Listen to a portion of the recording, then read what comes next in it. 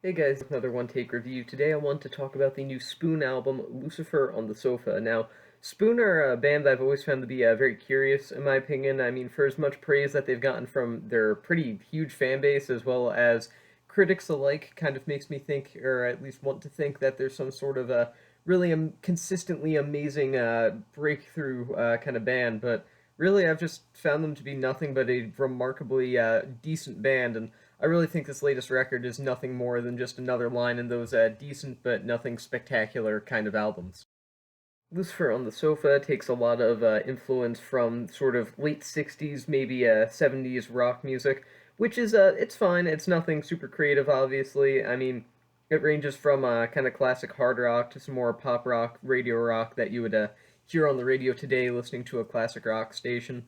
And really, it's just not the most inspired choice, and it's especially surprising to see coming from a band that have been so heavily praised for being just a creative group overall. But it's done well. It's not done poorly or anything. I just kind of feel like I could either be listening to either A, better nostalgia-based bands or albums, or B, actual bands or albums from the 70s in terms of rock music. But still, Lucifer on the Sofa is it's done well in terms of concept. It's just that concept isn't really all that interesting in the first place.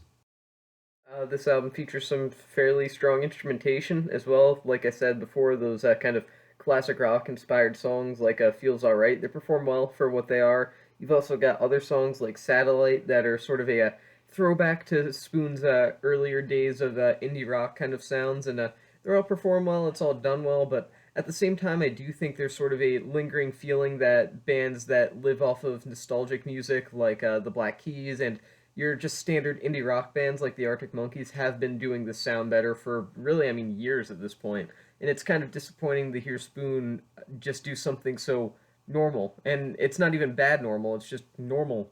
It's done well. It could have been done a lot better if it were something else. And it especially doesn't help when there are a couple songs on this album that just truly do not go anywhere whatsoever. I mean, there's songs like Held that kind of start off strong, and it seems like Spoon might actually strike gold and create a highlight of the record here, but then ultimately they just kind of repeat the same instrumental over again, and nothing really interesting happens. The song doesn't really progress anywhere, and then it ends, and the next song is moved on to, and it's a shame because I do think that if the band at least tried something, I don't even want to say experimental because they wouldn't even need to be experimental, just something a little more interesting beyond just making normal, basic 3 minute kind of long songs without doing anything particularly different throughout the entire runtime of the album. I think this could have easily been a solid 4 star record, but it just doesn't. They truly do not accomplish anything here, and it's not that they don't accomplish anything in terms of quality. Like I said, this is actually a good album. As much as I seem to be tearing it apart right now, this is a good album. It's just that it had the potential to be so much more than just a couple of really great songs and a bunch of other songs that are like, all right, yeah, pretty good.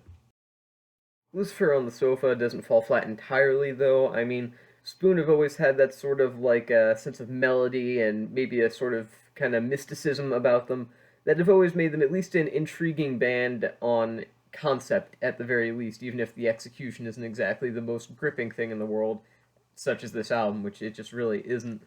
And I mean, the highlights here, like The Devil and Mr. Jones, are actually pretty great tracks, and they kind of take Spoon's best qualities and sort of maximize them and mix them with that sort of very heavily rock based sound that they're going for here, and they work out well. And I do think that if the rest of the album were just a little more interesting, like songs like The Devil and Mr. Jones, I think this could have been a really great album. But as it stands, like I said, there's a couple of great songs here and a lot of just pretty good songs, and it's a shame.